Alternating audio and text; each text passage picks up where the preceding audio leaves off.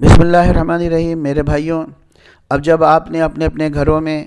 ایک گھر یا دو گھر کو ملا کر نماز با جماعت کا اہتمام شروع کر دیا اور انشاءاللہ امید ہے کریں گے، تو اب اسی میں آپ کو نماز جمعہ کا بھی موقع آئے گا، جمعہ کا دن بھی آئے گا۔ تو جمعہ کے دن کے تعلق سے بھی جو بھی باتیں ہیں، سورہ کہف کا اہتمام، دعاؤں کا اہتمام، درود شریف کا اہتمام، کم سے کم ہر مسلمان 300 مرتبہ 500 مرتبہ درود شریف کا اہتمام کرے۔ اب چونکہ ہم ایک اضطراری حالت میں ہیں، حالانکہ یہ مصنوعی حالت ہے، فطری حالت نہیں ہے، فطری طور پہ بنائی ہوئی حالت نہیں ہے، بس اتنا ہی عرض کروں گا، یہ ایک مصنوعی بنائی ہوئی صورتحال ہے جس میں ہمیں دھوکے میں ڈال دیا گیا ہے۔ ہاں، ہم مجبور ہیں، ہمیں اسی کی پابندی کرنی ہے، ہمارے علماء نے ہمیں رہبری کری ہے، تو اب یہ جمعے کی نماز گھروں میں ہونی چاہیے۔ یہ بالکل بات غلط ہے کہ ہم نے جمعہ چھوڑ دیا، نہیں میرے بھائیوں، ہم جمعے کا اہتمام کریں۔ آپ ہماری بات پر بھروسہ کریں۔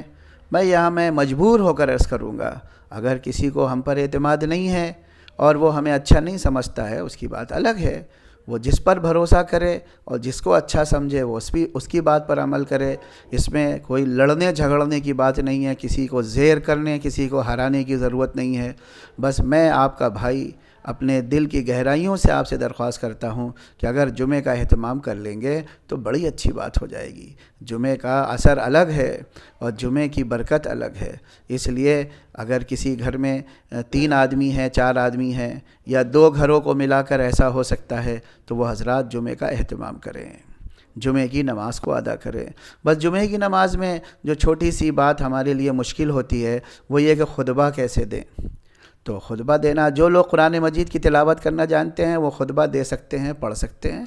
آج کل ماشاءاللہ نیٹ کی سروسز آپ کے پاس ہیں، آپ لوگوں سے کہیے کہ بھئی تمہارے پاس کسی کے پاس چھوٹا خطبہ ہو تو ہمیں سینڈ کر دو۔ آپ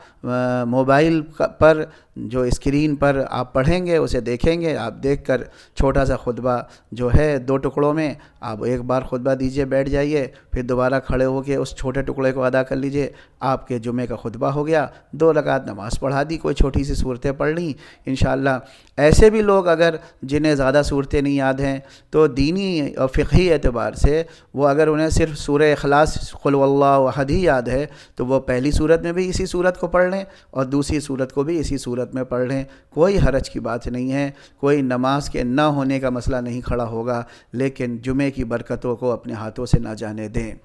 ایک اور چھوٹی سی بات ہے، وہ یہ کہ اگر کسی محلے میں ماشاءاللہ مسلمانوں کے گھر اچھے خاصے ہیں اور 2 گھروں میں یا 3 گھروں کے لوگ مل کر جمعہ اپنے گھروں میں کر رہے ہیں، یاد رکھیے چھت پہ مت کریے گا، ورنہ کوئی آپ ہی کی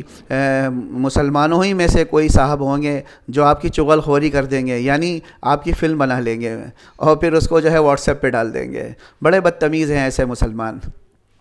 خیر، تو آپ جو ہیں اپنے گھروں کے اندر کریے گا، ان کو موقع نہ دیجیے گا، ان چغل خوروں کو جو چغل خوری کرنے کے عادی ہو گئے۔ چغل خوری بہت بری بات ہے، چغل خور جو ہے جہنم میں جائے گا۔ تو ایک بات یہ ہے کہ اگر کوئی ایسی بات ہے کہ بھائی خطبہ دینے میں بڑی جھجک ہے، نہیں دے سکتے، ہمت نہیں ہو رہی ہے، کیسے دیں گے، تو ایسا کوئی آدمی جو خطبہ دے سکتا ہے تو آپ ایسے کریں کہ 12:30 سے لے کے 2 بجے تک الگ الگ گھروں میں جمعے کی نمازیں ہوں، اور یہ خطبہ دینے کی صلاحیت رکھنے والا بھائی ہر گھر میں جاوے، وہاں خطبہ دے لیکن نماز نہ پڑھے، اور آخر والی نماز میں شرکت کر کے نماز پڑھ لے، خطبہ دے کے چلا آوے، اور وہاں کا وہ بھائی اور ان میں سے کوئی ایک بھائی جو ہے 2 رکعت نماز جمعے کی پڑھا دے۔ اس طرح آپ کے خطبہ دینے کی جو مشکل اور دقت ہے وہ حل ہو جائے گی، اور دینی اور فقہی اعتبار سے کوئی دشواری نہ ہوگی۔ امید ہے آپ اس طرح سے جمعوں کا اہتمام ابھی بھی کریں گے اور رمضان میں بھی کریں گے۔ اللہ ہمیں عمل کی توفیق عطا فرمائے۔